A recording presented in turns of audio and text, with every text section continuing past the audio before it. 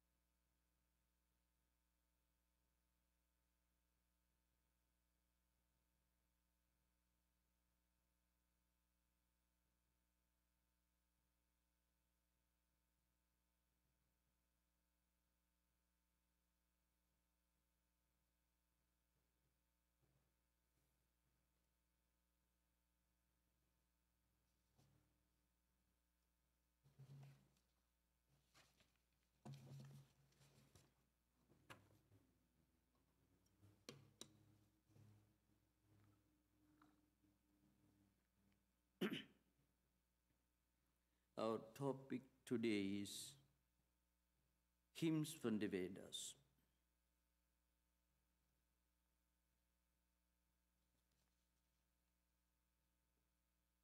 Most of you must have heard and read books on Vedas. You know, the name of our religious institution is Vedanta Society. The word Vedanta itself means the essence or the gist of Vedic culture, Vedic philosophy, or Vedic way of life. Now, there is something very interesting about giving a talk on Vedic hymns in the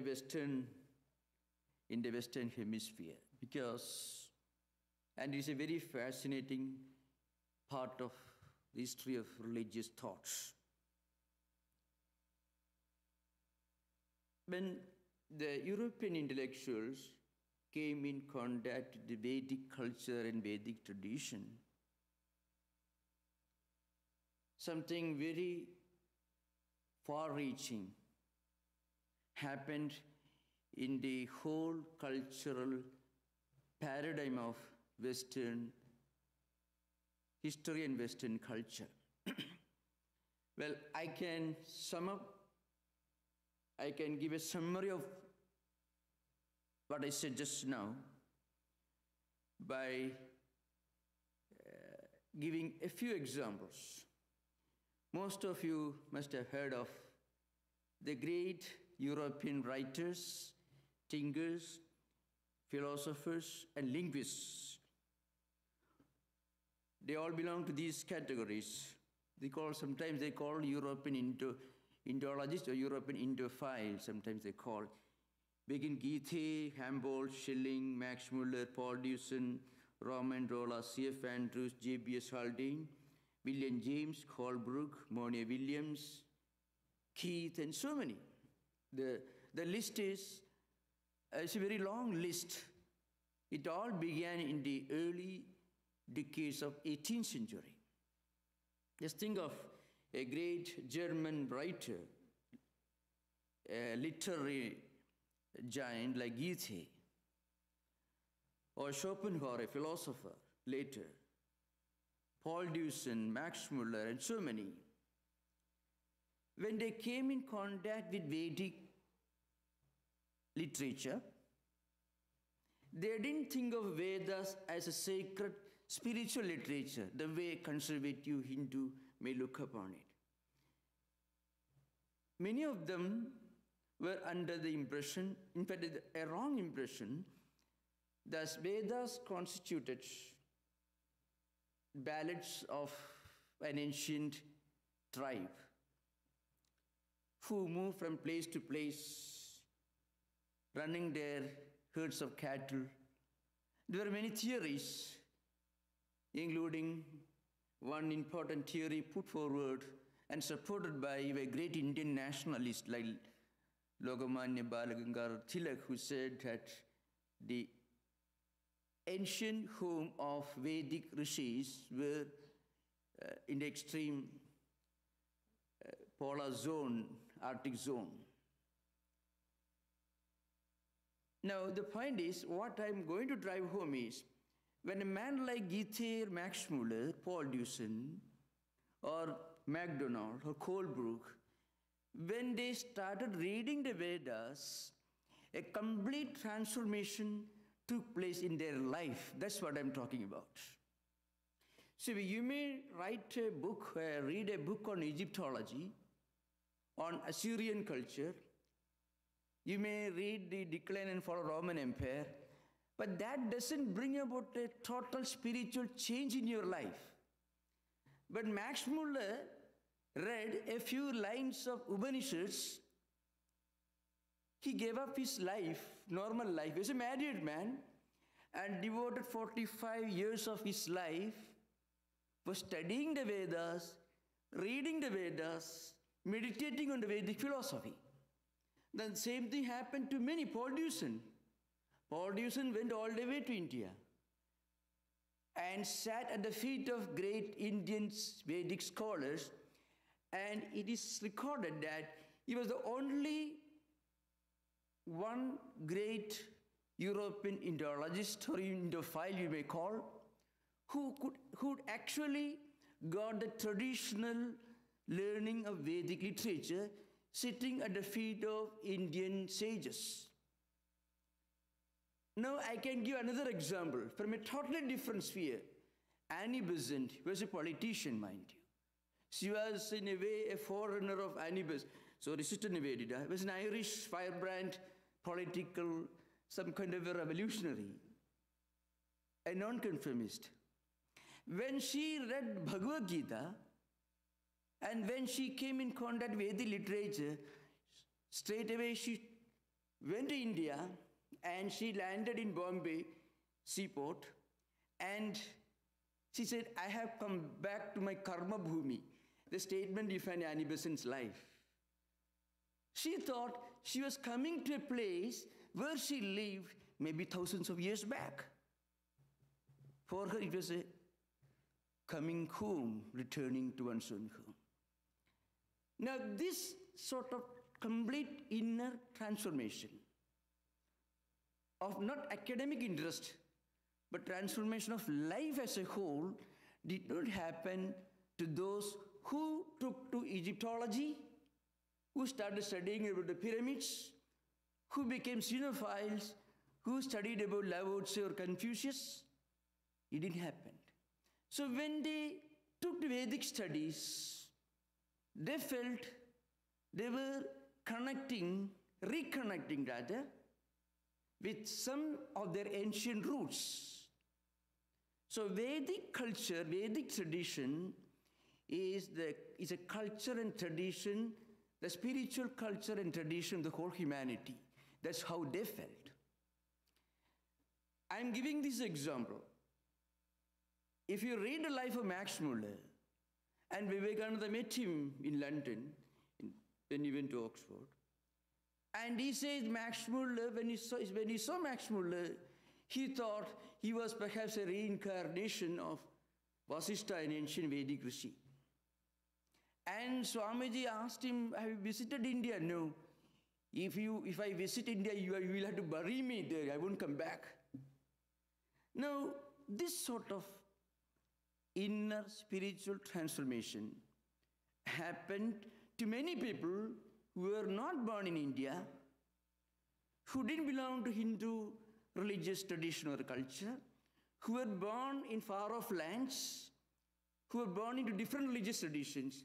When they listened to Vedic mantras, the Upanishad mantras, suddenly something happened in their own inner life, and they never looked back. In fact, this particular phenomenon was described by Swami Vivekananda as a kind of spiritual fascination. He uses that word fascination, which it's a very, maybe not a, but that's all Swami Vivekananda could go towards describing this. Now, what was so special about Vedic hymns? So my plan right now is to give a series of lectures on Vedic culture and tradition based on some of the famous well-known hymns, mostly taken from the Rig Veda, because the other three Vedas, mostly, they have taken many of their hymns. Hymns means sukta from the Rig Veda, and Rig Veda contains 1027 suktas. A sukta is a hymn which contains many rigs. Rig means verses, slokas. So we'll come to that later. Now, what was so fascinating, so transforming about the Vedic culture, the Vedic tradition? Now, to understand, to get a clear picture of this, Vedas depict a God who's not very particular that you should make him happy or you should defend him. Vedas do not depict a God who sits somewhere high in the heavens, who, after creating this world, looks down, has a list of do's and don'ts, and a God who has a wonderful place for you, to send you to a hell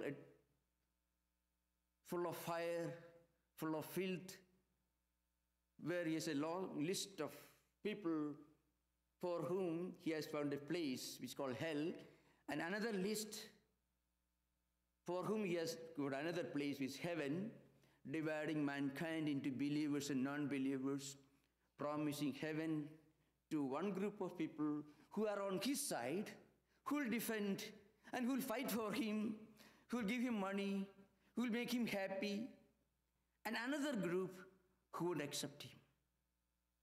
Vedas ultimately depict a God who is present in all of us. So the two words are used, Antaryami and Sarvantaryami and Sarvavyapi. There are different terms used in the Vedic tradition. If you read the Vedic mantras, you find there are many ideas about God. So frequently, there are 5 stages in the evolution of the Vedic pantheon, Vedic concept of gods. It can be roughly categorized, and it was done by Max Muller, who took enormous pains to edit and publish Rigveda Samhita. And today, if the Western world is able to read the Vedic literature with the translations, we are indebted to the great German Indologist who was not only an Indologist, he was an Indophile, Max Muller. So he has, in his introduction to Vedic literature, has made a kind of analytical study of the evolution of Godhead in Vedic tradition. He says pantheism, pantheism, polytheism, monotheism, monism. These are 5 levels of the evolution of Godhead. Now, I will tell you, when you read the Rigveda Samhita, there's a special reason why I refer to Rigveda Samhita alone, because many of the mantras in the Samaveda, Yajurveda, and Atharvaveda are taken from Rigveda Samhita, Rigvedic tradition, though there are many independent verses in the other Vedas as well. I thought most of you may be familiar, there are 4 Vedas, Rigveda, Yajurveda, Samaveda, and Atharvaveda, of which the most ancient and the most elaborate and the largest is the Rigveda. The other 3 have taken many of their versions from Rigveda itself. So now, the point is, if you read Rigveda, you don't find a depiction of this evolution of Godhead, because it's divided into 10 mandalas, 10 sections. Each section contains a large number of hymns, and each hymn called Sukta, and each Sukta contains a large number of verses. Now, at the beginning and the first mandala itself, of the 10 mandalas, in the first mandala itself, you find what is perhaps the most profound statement of the whole Vedic literature, which we have depicted in our name board, in our signboard outside the old temple. Indram mitram varunam aktirahu atho divyasa suparno garutman ekam sat vipra bagudha vadandi agnim yamam matarishwanamahu. The third line of this verse is depicted in brass in our signboard outside the older temple. In fact, that's supposed to be the greatest statement of Vedic literature, and that was a central theme of Vivekananda's Chicago address. If you just trace the origin of all the ideas that Swami Vivekananda had depicted or described in his first Chicago address, you can find this line, Ekam Sat Vipraha Bagudha Vadanti. The third line of this verse, you find that's the essence of all that Swami Vivekananda described in his first Chicago address. What it means is, the reality is one, the truth is one, or in a very conventional sense, God is one, but sages, spiritual seekers, approach him, call him, define him in different ways, using different languages, different expressions, taking different routes to reach him. That's the idea behind. Now, this is the highest concept of Vedic pantheon, and the highest concept of the evolution of Godhead in Vedic literature. It was this idea that fascinated all these great men, and according to historians, it begins with Democritus, Plotinus, Philo, Porphyry, the great Neoplatonists. I mean, before Greek philosophy died in the hands of Augustine in the 5th century AD. If you look at the history of Western thought had a very glorious tradition right up to Augustine. And then philosophy was buried by theology. And the philosophy resurfaced only with Kant and Hegel, maybe in the later half of 18th century. That's the view of great historians of Western thought like Bertrand Russell and others. Now, what I'm coming to that is frequently it is said that these ideas directly or indirectly influenced the great Greek mystical religions, the sophists, and also the great pre-Christian Greek thinkers like Socrates, Plato, Aristotle, and the later thinkers like the great Neoplatonists right up to Augustine. So what are these 5 stages? These 5 stages in the evolution of Godhead represent 5 stages of our own spiritual evolution. As we evolve further and further, our understanding of God also evolves. So frequently, the normal tendency is for all of us to depict God as an enormously magnified version of our own capabilities. There are many problems for us, so we want our God to be perfect, free from all these problems. So God should be very strong, should be very rich, should be very powerful, very muscular, ready to grant all your prayers and dreams and everything. Because a poor man thinks of God as the richest person with the highest bank balance. A weak man thinks of God as the most muscular fellow. Now, this is the beginning of Godhead. And this is the beginning of the anthropomorphism in the concept of Godhead, where you start depicting God as basically as a human being. But before that, if you read the Vedic literature, according to Max Muller again, remember this idea may not be accepted by a traditional Hindu Vedic scholar. If I had put this idea to my teacher when I was studying this, when I was 5.5 years old, perhaps I would have received a few sound thrashing. Because this may not be acceptable, agreeable to the traditional Hindu Vedic scholar.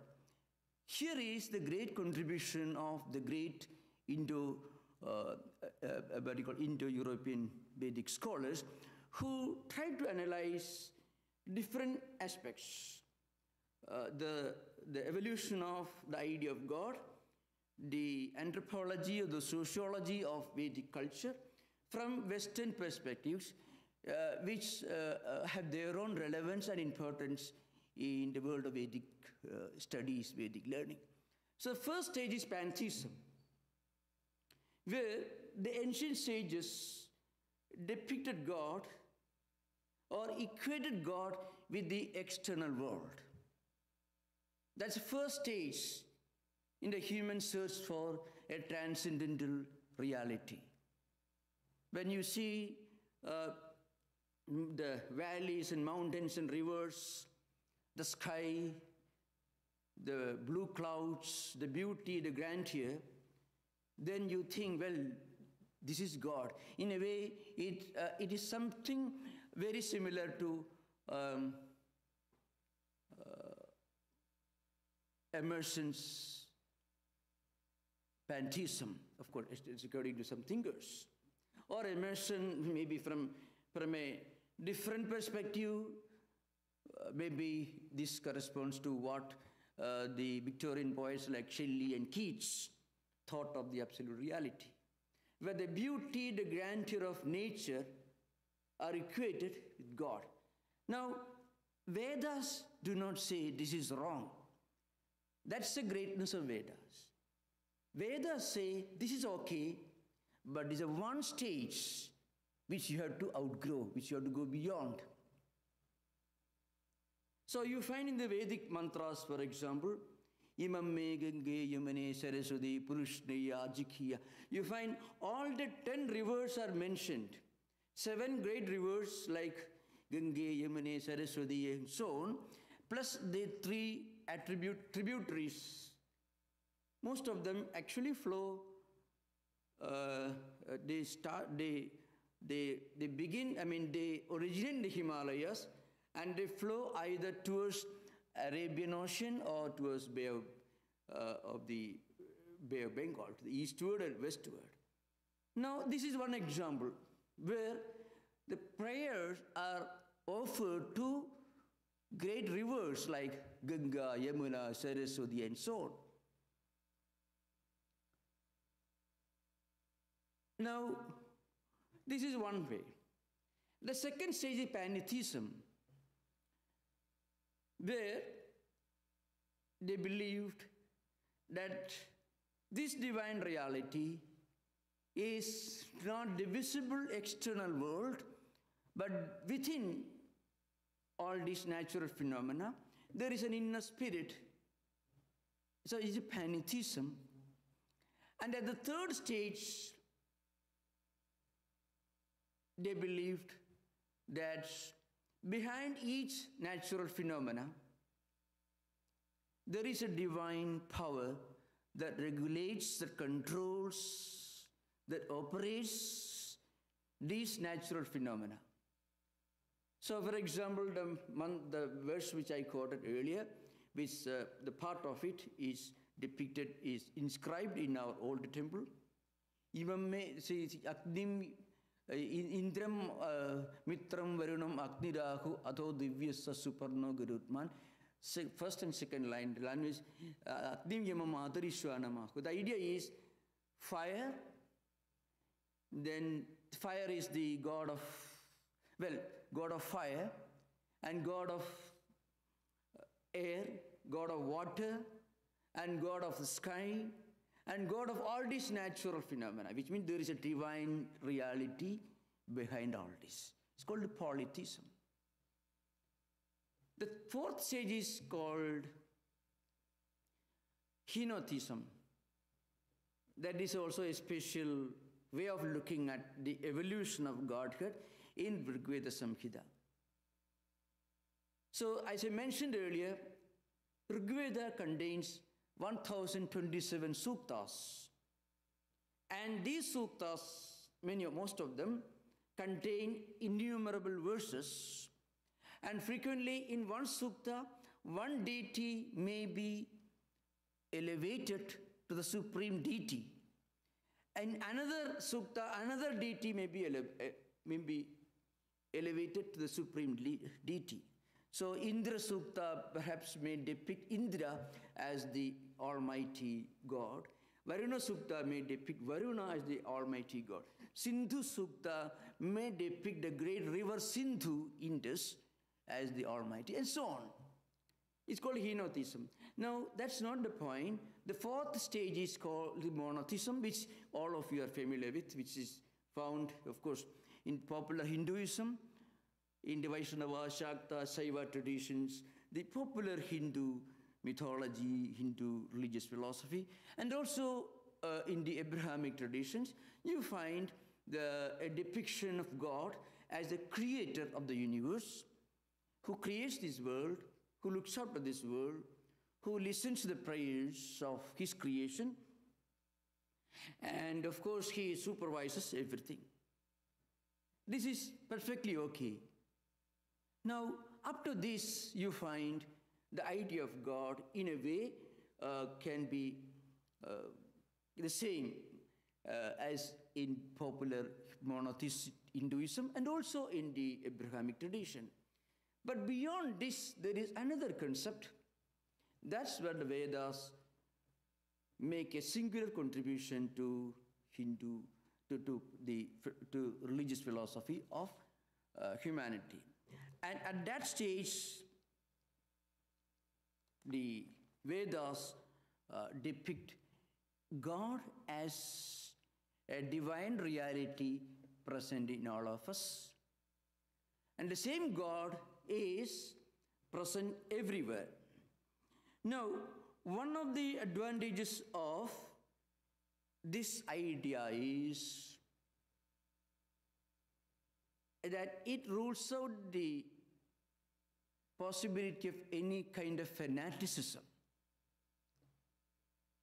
So God, in the ultimate analysis, as you evolve to the highest level of your spiritual evolution, then you see God as present everywhere, present in everything, and He is the essence of the whole creation. And along with this, Vedas postulate a unique principle. It is called Apaurushayattvada in Sanskrit. What it means is, according to traditional Orthodox scholars, Vedas were not written by either a god, because often, when we use the word God, those who read books on Vedas, you should remember, small letter G is used and gods and goddesses. They more or less correspond to what you may call angels in the Christian theological tradition. Angels who help you, who live in the kingdom of heaven, who are associates of God in that sense. When the capital letter G is used, it is singular, it is God, which is a monotheistic created God. So often in books written in English language on Vedic philosophy, Vedic theology, you find this particular word God, small letter is used in the plural, gods and goddesses, which correspond to angels. Indra, Mitra, Varuna, all these are. And G capital is used is a monotheistic concept of God. Now, even these gods did not write these Vedas. That's a unique philosophy, unique aspect of Vedic literature. Vedas were not revealed to a single person. Rather, Vedic truths can be revealed to everyone who undertakes his or her own spiritual journey. So the truths mentioned in the Vedas are different levels of our spiritual evolution, which everyone should and can reach. Because Vedas do not say that God's wisdom can be exhausted in a single book. In fact, that's one of the primary causes of all kinds of fanaticism. It is this apaurushayatva, which means the Vedic truths or Vedic literature contains spiritual truths, different levels of spiritual experiences, which any sincere spiritual seeker can reach and experience if he or she undertakes the inner spiritual journey, the spiritual discipline. And these were not written by a single person or revealed to a single person, comma, full stop, everything. And if you violate or reinterpret a single word, is a great treason and blasphemy, sacrilege.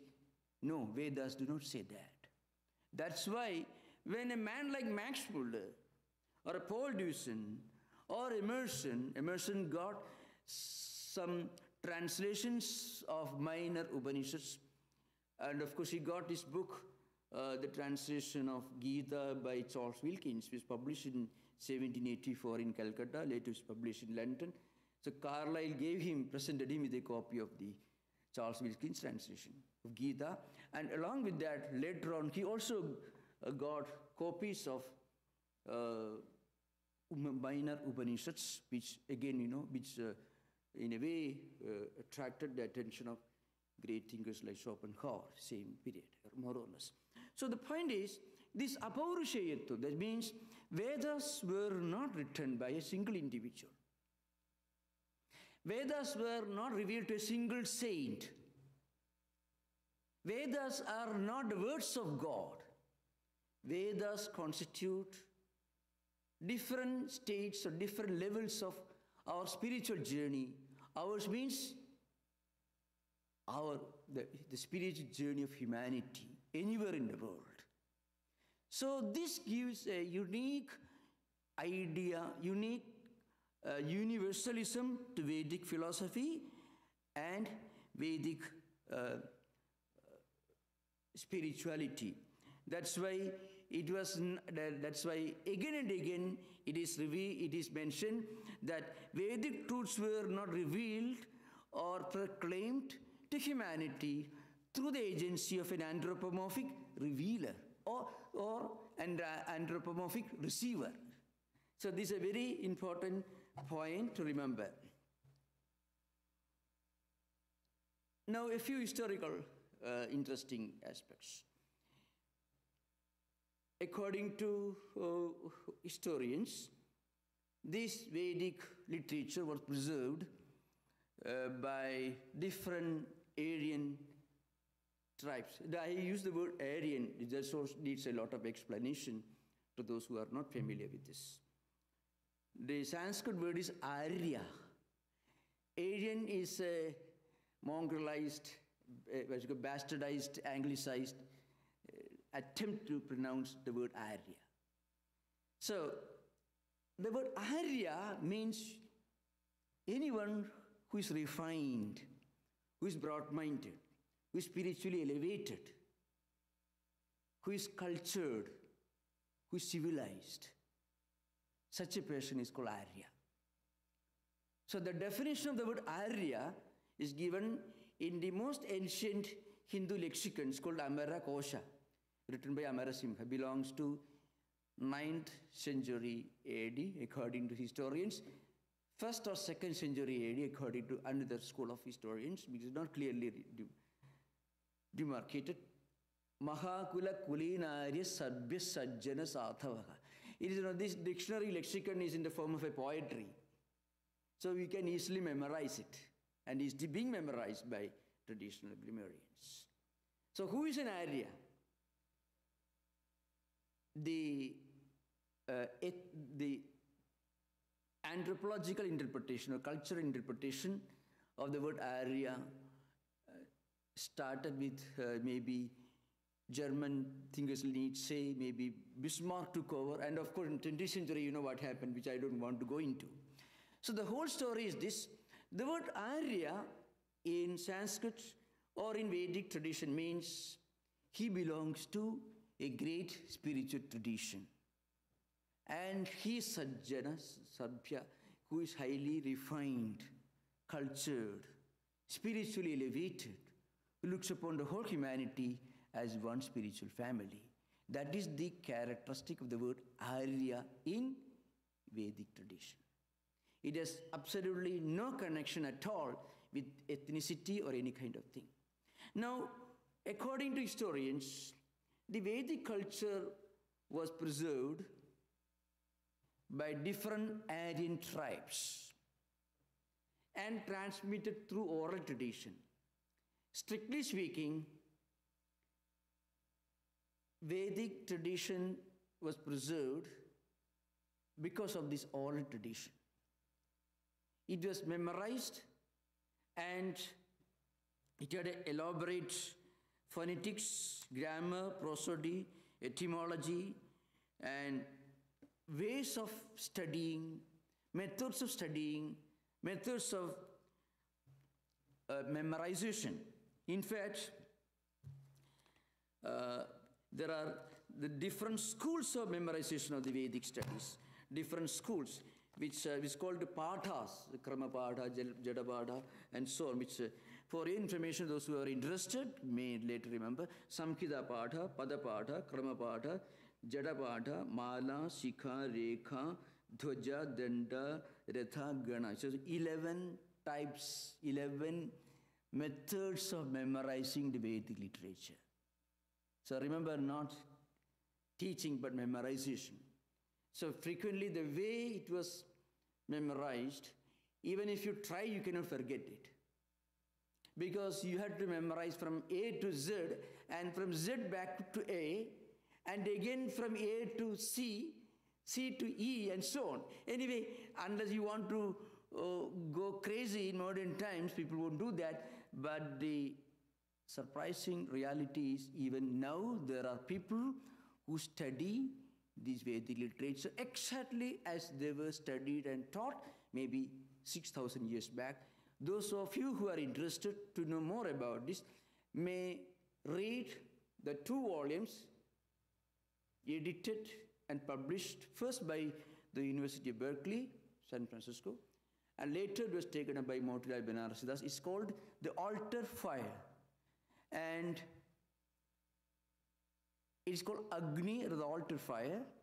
2 huge volumes, each as big as Chambers of Webster's Dictionary. 2 volumes, which contains hundreds of photos and plates. The whole project was taken up by a great Dutch Indologist who was known as Fritz Staal, who visited India and who undertook this very enormous task of studying and writing a book on the Vedic sacrifices and the methods of Vedic chanting, Vedic learning, and so on. So with that, I will stop, and now I will just give you an idea of some of these great teachings of these suktas. So right now I am planning to take just one sukta. If the first few lines of one sukta, which is very important, it's called the Purusha Sukta. Now, the word Purusha, you know what Purusha means? Purusha means the immanent reality. Puri sete iti Purushaka means. So, if you look at the dictionary, Purusha will be explained as the man. So, Purusha Sukta may be depicted as him on the cosmic man. That's how it would be described in. But the word Purusha in Sanskrit has got a special meaning. Sanskrit words are based on, the meaning of Sanskrit words is based on the root from which these words emerge. So Pura means this human body. That's what it means. So somebody is sleeping or laying within this body. Obviously, that person should be different from this body. If somebody tells you are sitting in that room, you and the room should be 2 different entities. So somebody who is present in this body, who is beyond this body, who transcends this body, who is present in this body as the indweller. And that indweller is Atman. So that's the language used in the Vedas to imply the immanence of this spiritual reality, the immanence, the indweller. So it begins, Sagasra Sisha Purusha, Sagasrasha Sagasrapad. So literal meaning, if you read, this man has got 1,000 heads. That's how it's given here. And he is Purusha. So if you read the English translation, or any translation for the matter, the literal translation, it won't make any sense, and it may perhaps make nonsense of it. This man has got 1,000 heads. What it means is, so we have to read the interpretations and translations. So Sahasra here means infinite in number. And this man has got 1,000 heads means this man has got infinite number of heads. The all-pervading reality, the all-pervading nature of God is symbolically, figuratively explained by this word. And Sahasrasha Sahasrapad. And is at 1,000 eyes and 1,000 feet. What it means is, this reality, which is Atman, which is present in all of us, is not limited to us, it is all-pervading. So the all-pervading or the omnipresent nature and the immanent nature of the absolute reality is depicted figuratively here. So grammarians and linguists and philologists have analyzed why the Vedic literature is so heavily dependent upon symbology and figures of speech and metaphors. There is a reason for that. In Vedic grammar, it predates Panini. Panini was the one who standardized the grammatical structure of modern Sanskrit, the Sanskrit that we use today. And Panini lived in the 9th century BC. The Vedic grammatical structure predates Panini. So it follows the rules of another pre-Paninian grammarian. It's called Shakadayana, who lived most probably around 3rd millennium BC, 35,000 years back. So he says the meaning of a word doesn't depend upon what it externally implies. It depends upon the usage, the person who uses that word, and also the context in which the word is used. So prakarana vaividyar pravaktu vaividyat Shabdanam anegarthatvam is a great statement from Shagadayana's grammatical work. Prakarana Vaividya means multiple contexts and multiple users. So a highly elevated person may use the word Purusha. It could mean the absolute reality, God present in all of us. A primitive person may use the same word, but the meaning could be a God sitting in a temple whom you can please and who may also may get slightly displaced also. So different levels of Godhead related to different levels of our own spiritual evolution. So that's why another reason that modern scholars or comparative philologists give is this was an age where philosophy was highly evolved, but language was not so highly evolved, unlike what is now. Now language is so highly evolved and philosophy is zero. That's why people use bombastic terms to mean very, very ridiculous, superficial, silly things. So in Vedic times, they used simple words to mean great, profound truths.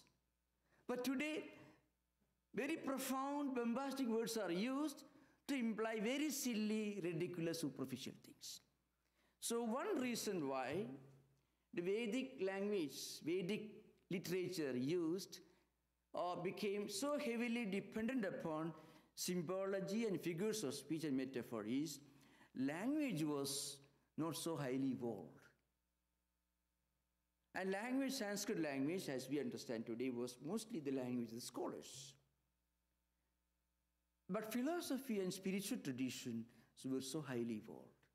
That's why if you read the Vedic literature, you find the word Atma is used. It means the soul, the absolute reality, the Atman present in all of us, which is also all-pervading reality. It could also mean senses. It could mean body. It could mean many other things, sense objects, and so on. So, anyway, I'm not coming to that. That's a diversion of the subject. It's another context. So the idea is Sahasra Sesha, the word, and this absolute reality is present everywhere. Instead of making a straightforward statement, he says, it has got 1,000 heads. It means, so that's why great commentators, the word Sahasra means, Asankhya means infinite, limitless, means there is no place where the divine reality is not present. So it becomes all-pervading through immanence. So omniscience, omnipresence through immanence, that's a word used here. So then Sahasrasha Sahasrapath. So it has got 1,000 eyes. It sees everything, is present everywhere, is aware of everything. It is the cosmic universal awareness. This absolute reality, divine reality is the cosmic awareness. Remember, this idea of depicting God as the reality, the inner divinity present in all of us, is also omnipresent, all-pervading. This idea of Godhead comes at the last stage, at the highest stage of our own spiritual evolution. That's an important point to remember. So there is an evolution taking place at the level of Godhead, and there is also an evolution taking place at the level of the spiritual seeker. As we evolve, our idea of God becomes more profound. From gross, there is an evolution, there is a progression towards the more subtle.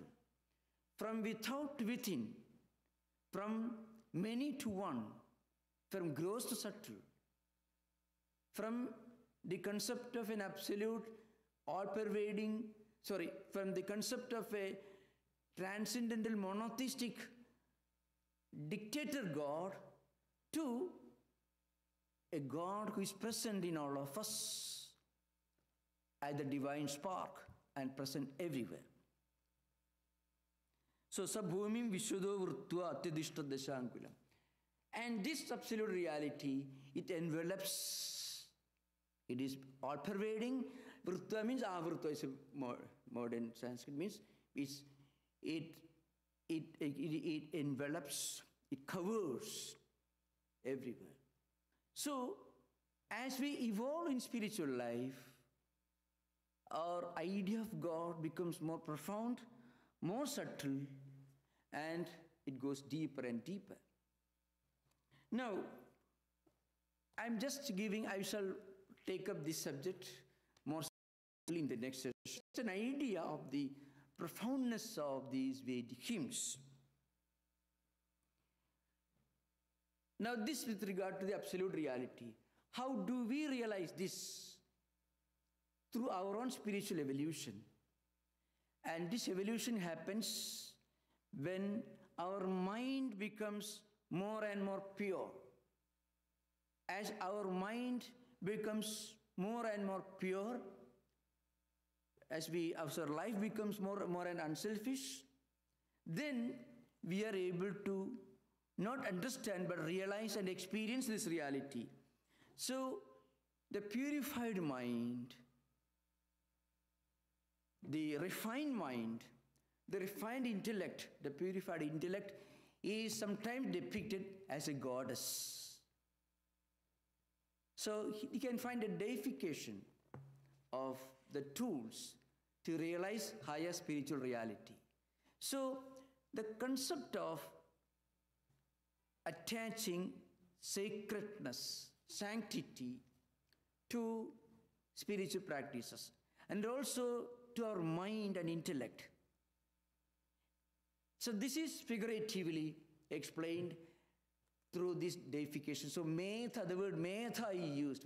Metha in Sanskrit, modern Sanskrit, means grantha dharana shakti, the ability to understand an idea or a book and retain that idea in our mind. So dharana means retention. So you should be able to listen to something, an idea, or read a book, and from a book you may learn about an idea, and the ability to understand its real essence and meaning and retain that in our mind. All these faculties together are called metha, which is pure intellect. So when our intellect becomes pure, then we will have a natural tendency to intellectually understand and seek higher ideas. And as our metha or intellectual power becomes more and more polluted or diluted, then there is more resistance when we try to read, understand, or listen to great ideas. So this of course we find in ordinary life. When we listen to a great something profound, spiritually elevating, if we feel intellectually at home, it means our intellect is pure, mind is pure. If we feel terribly disturbed when we listen to some good idea, then our mind is in need of some more and purification. So a mental purified mind, purified intellect is deified into a goddess called Medha. So there is a Medha Suktam where the purified intellect is addressed as a goddess who helps us to understand our true spiritual nature, who helps us in our spiritual journey. So for example, this sukta is there. Medha Devi Jushamana Naga Vichajit Bhadra Sumanasya. So how it begins there. In that the real chanting is O Medha Devi Jushamana Naga Vichajit Bhadra Sumanasya Mana. Anyway, this is not a time for chanting. This is how it is chanted. So this half musical way of chanting helps you to retain the whole text in your mind, because music produces its own inner rhythm, so there is an effortlessness with which we are able to retain our mind. So here, for example, this purified intellect is depicted as a goddess. So may this all-penetrating purified intellect, goddess, be beneficial to me, be favorably disposed to me, and helps me to take delight in learning spiritual literature. So how do we develop the ability to take delight, to enjoy higher ideas? For that, our mind should be very, very compassionate. Mind should be kind, compassionate. So our mind should allow us to enjoy higher ideas. Then only we will be able to understand and we will be able to enjoy higher ideas. Without the ability to enjoy, we won't be able to make progress. So for that, we need the blessings of our own intellect. So this pure intellect is addressed to as a divine goddess, and we are praying to this divine goddess, to our own intellect, so that we will be able to enjoy, we will be able to take delight in spiritual ideas. So that's the idea behind. O goddess of intellect, please be compassionate to us. So the conflict between mind and intellect is often because the mind is not willing to cooperate with the intellect. We may want to do a great thing. We may, perhaps many people want to take to spiritual life, may want to pray to God, but then there's a strong, sincere desire, but mind doesn't permit. So mind should be made pure. For that, there is a prayer addressed to our own mind, looking upon our own mind as a goddess. Please remember, this is only a figurative way of looking upon the importance of pure mind in spiritual life. So you find throughout Vedic mantras, there is a lot of metaphor, symbology, and figures of speech. And these Vedic mantras are essentially meant for helping us in our spiritual life. There are three ways of interpreting these mantras: the spiritual way of interpreting, then the figurative way of interpreting, and also the literary way of interpreting.